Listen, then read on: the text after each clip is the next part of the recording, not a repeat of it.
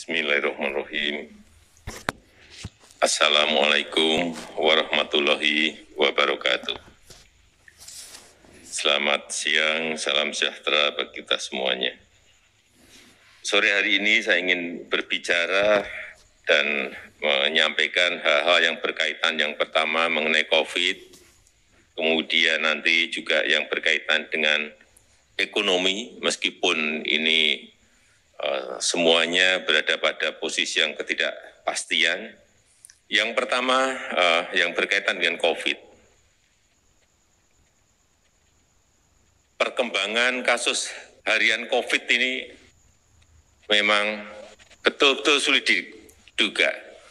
Tapi alhamdulillah pada hari ini 24 Agustus kemarin kita sudah berada di angka 19.000 dari 56.000. Inilah saya kira proses belajar juga yang kita lakukan.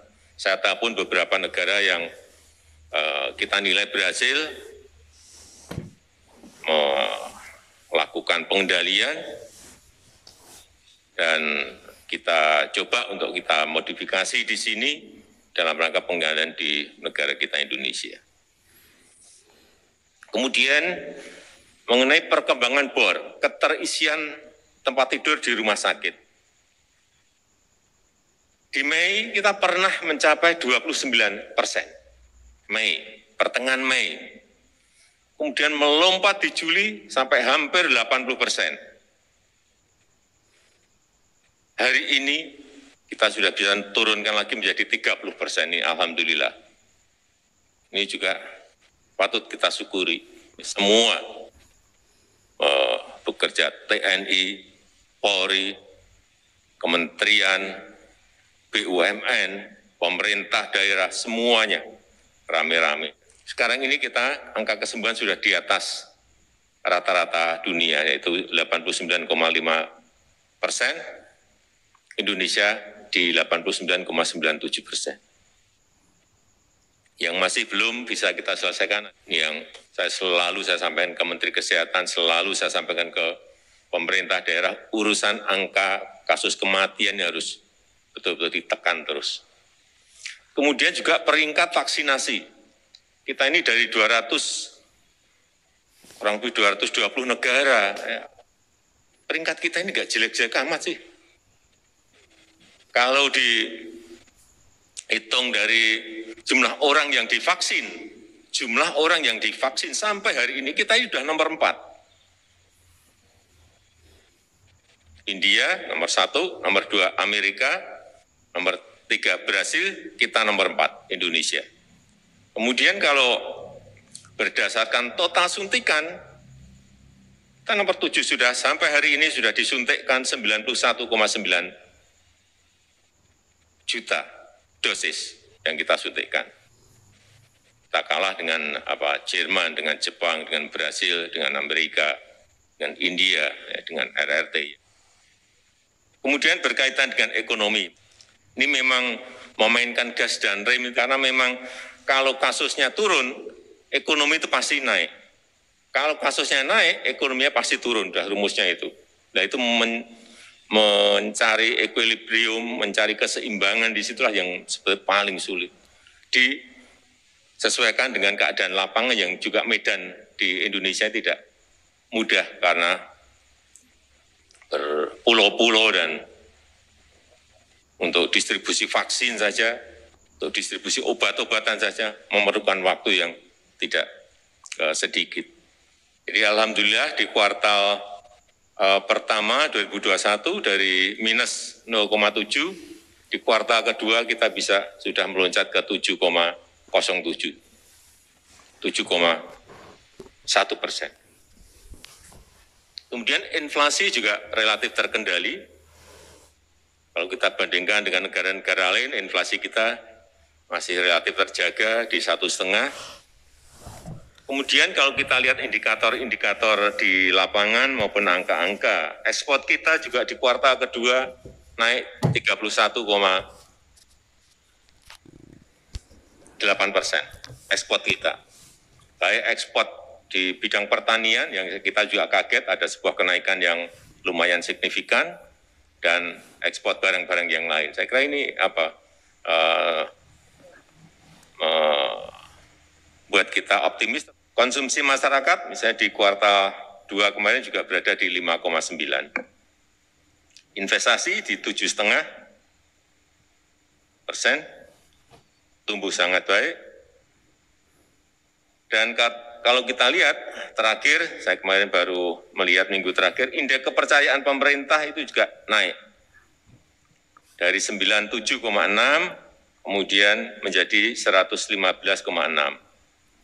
Ini juga kepercayaan konsumen, kepercayaan publik, kepercayaan masyarakat kelihatan dari indeks-indeks seperti ini yang angkanya selalu kita peroleh apabila surveinya selesai. Artinya ada optimisme, arahnya positif, tetapi juga kita tetap harus berada pada posisi kehati-hatian, kewaspadaan, karena memang sekali lagi sulit dihitung dan sulit dikalkulasi. Yang saya hormati Bapak Ibu sekalian, yang ketiga mengenai yang berkaitan dengan strategi ekonomi negara kita ini seperti apa sebetulnya. Kita sejak awal memang ingin membawa dari ketergantungan growth pertumbuhan ekonomi kita yang selalu tergantung pada konsumsi, utamanya konsumsi masyarakat, memang akan kita transformasikan kepada sektor produksi. Bukan konsumsi, tapi nanti yang mendukung adalah produksi. Oleh sebab itu, semua komoditas yang kita miliki sekarang ini kita dorong untuk hilirisasi, untuk industrialisasi, yaitu yang berkaitan dengan misalnya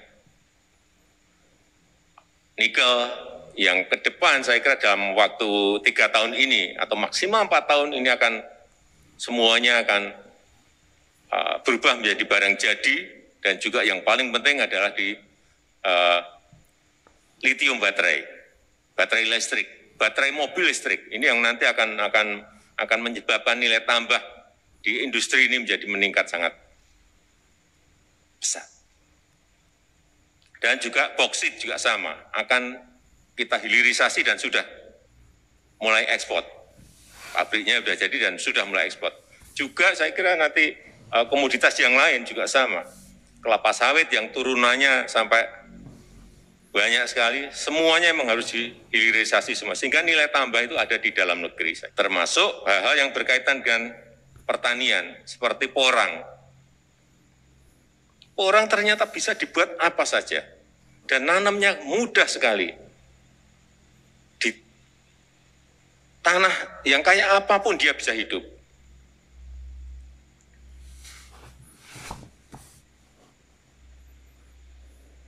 Bisa untuk beras, bisa untuk agar-agar, bisa untuk kosmetik, bisa untuk mie, semuanya. Tapi yang paling penting ini adalah makanan pokok masa depan, dan sudah dimulai di Jepang dan Korea. Rendah kalori, rendah karbo, dan gluten free. Tidak ada gula. Dan ini makanan sehat ke depan ya ini. Kemudian yang keempat mengenai sistem pemerintahan kita. Hal-hal yang sangat darurat direspon dengan lamban. Bagaimana yang bekerja di lapangan? Sangat-sangat kesulitan. Bagaimana merespon kecepatan disrupsi yang ada sekarang ini? Kan sangat sulit. Oleh sebab itu, ke depan di era disrupsi ini kecepatan kuncinya, nggak ada yang lain.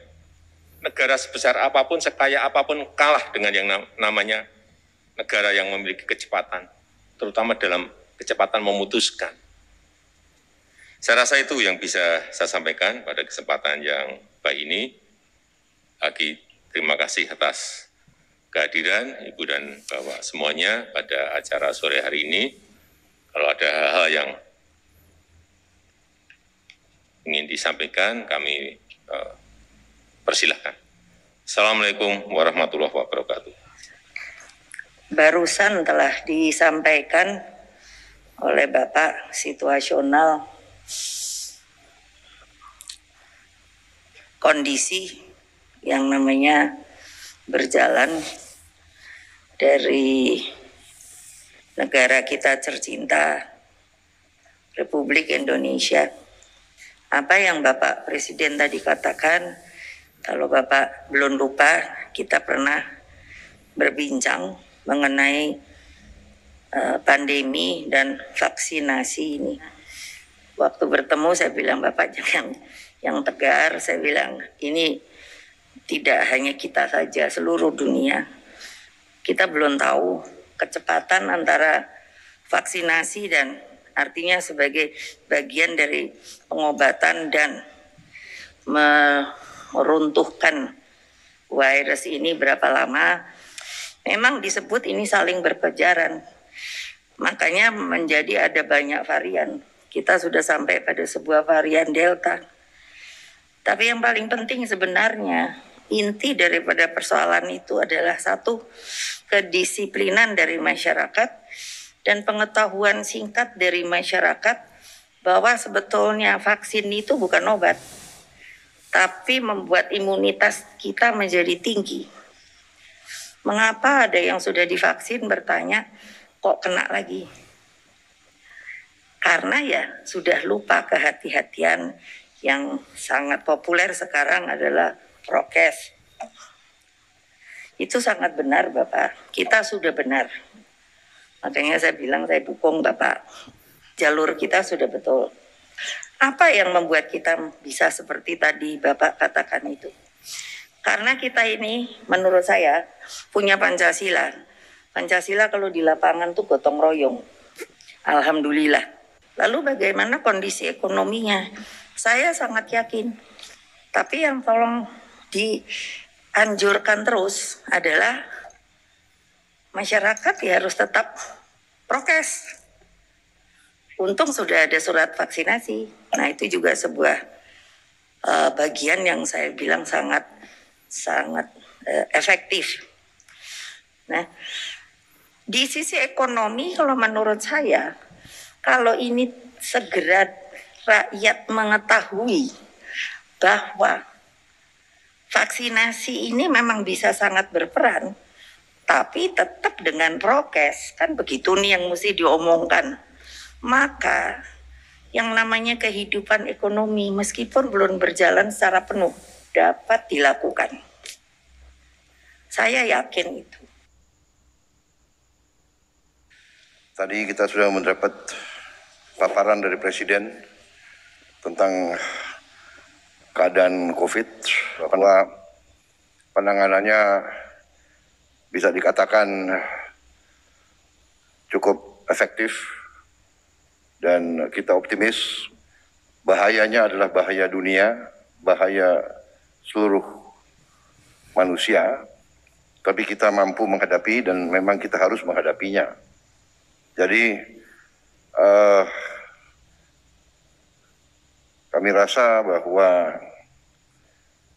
dengan suara-suara yang ingin memperkeruh keadaan itu tidak perlu dihiraukan. Kita sudah berada di jalan benar, jadi kepimpinan Pak Jokowi efektif, Pak. Saya mengakui itu dan saya hormat sama Bapak. Saya lihat, saya saksi, saya ikut dalam kabinet. Kepimpinan keputusan-keputusan Bapak cocok untuk rakyat kita. Tim kita saya kira bagus. Tim kita di kabinet cukup kompak dan kita kerjanya baik, Pak. Jadi mohon Bapak jangan ragu-ragu. We are on the right track. Karena itu masalah COVID saya kira kita cukup optimistis. Bahwa ada kekurangan, ada keterlambatan vaksin itu saya kira yang dihadapi oleh banyak negara. Kedua yang Bapak sampaikan, ekonomi juga kita optimis, kita cukup baik. Dibandingkan dengan banyak negara lain, Itu juga berhubungan Pak, keputusan Bapak untuk tidak lockdown keras ini ya memungkinkan kita bisa selamat. Negara lain yang lockdown keras malah mengalami kesulitan. Jadi kita boleh bangga bahwa prestasi kita baik Pak. Saya bangga bagian dari pemerintah ini dan kita nggak usah ragu-ragu Pak. Beberapa waktu yang lalu kita membahas mengenai Cipta Kerja Pak Presiden. Ini salah satu reform terbesar yang dilakukan di bawah kepemimpinan Bapak Presiden. Mengenai perekonomian ke depan, kita perlu mencapai pertumbuhan yang di atas rata-rata yang sudah bisa dicapai. Utamanya adalah untuk mendorong penurunan kemiskinan dan lapangan pekerjaan. Dan tadi menegaskan apa yang disampaikan Bapak Presiden, penanganan COVID yang cepat itu dengan kepemimpinan Bapak Presiden. Jadi dipimpin dari pusat menggunakan TNI Polri. Kalau ini menggunakan yang dari bawah, ini tidak terjadi Pak. Karena kita sudah mencoba yang namanya PSBB antara Jakarta Raya dengan Bekasi dan Kabupaten Bogor aja tidak sinkron, sehingga efeknya bolak-balik. Kita patut bersyukur atas prestasi-prestasi pemerintah dan apa yang disampaikan oleh Pak Presiden adalah langkah-langkah keberhasilan yang harus kita dukung penuh dan masa-masa yang paling sulit menurut saya sudah teratasi Pak. Saya baru dari beberapa daerah terlibat vaksinasi dan pelibatan vaksinasi masyarakat organisasi itu sangat efektif. Pemerintah bekerja dengan partai, dengan ormas, dengan kaum muda, dengan kampus, itu luar biasa. Jadi kampanye vaksinasi yang paling mudah adalah keterlibatan semua komponen di dalam kebersamaan pelaksanaannya. Itu sangat efektif. Kita mempunyai benang merah yang sama. Semua sepakat. Secara jujur kami mengapresiasi kerja keras yang telah dilakukan. Dan kami berbesar hati. Bagi saya pribadi dan tentu bagi seluruh keluarga besar partai yang saya wakili, merasa berbangga hati atas seluruh jerih payah kerja keras yang telah dilaksanakan oleh Presiden Jokowi beserta dengan seluruh jajaran kabinetnya. Dalam penanggulangan masalah COVID ini, saya bisa memahami betapa masalah ini bukan masalah yang sederhana dan mudah. Kita sedang membangun kesadaran masyarakat kita untuk bisa berperan aktif, menjadi warga negara yang mengerti hak dan kewajiban yang juga mereka harus sertakan. Kita juga berhadapan dengan realitas tingkat disiplin pribadi dan disiplin nasional kita sebagai satu bangsa dan etos kita masih lemah. Masalah ekonomi tidak ada pertumbuhan pun. Menurut saya sudah satu kemenangan bagi kita sebagai satu bangsa dalam menghadapi permasalahan seperti ini. Kemarin COVID saya tidak perlu lagi sampaikan Bapak. Karena COVID juga waktu kami bertemu dengan beberapa ahli ekonomi di Amerika, mereka justru menceritakan kepada kami mengenai rumus-rumus A0 RT yang bagaimana caranya itu yang dikendalikan dan kita telah melakukan itu. Jadi saya kira kita sudah on the right track. Tidak ada negara manapun yang punya resep yang benar. Yang penting adalah prosesnya benar. Dan kita sudah dinilai prosesnya benar. Bagaimana kami kerja dalam situasi pandemi? Kami akan membentuk worksite bubble. Jadi nanti ada border control, kemudian juga nanti ada emergency yard, ada emergency teras, kemudian juga logistik yardnya di tempat titik-titik yang Bapak Presiden sudah melihat kemarin, kami sudah lakukan. Jadi once ada kejadian sesuatu tidak terjadi efek penularan. Apa yang disampaikan Bapak Presiden tadi, udah excellent Pak. Kata kuncinya Indonesia itu gotong royong, yaitu termasuk Omnibus Law kan itu sudah memudahkan. Saya karena baru pertama nggak boleh banyak-banyak Pak. Bicaranya sedikit aja, semoga manfaat.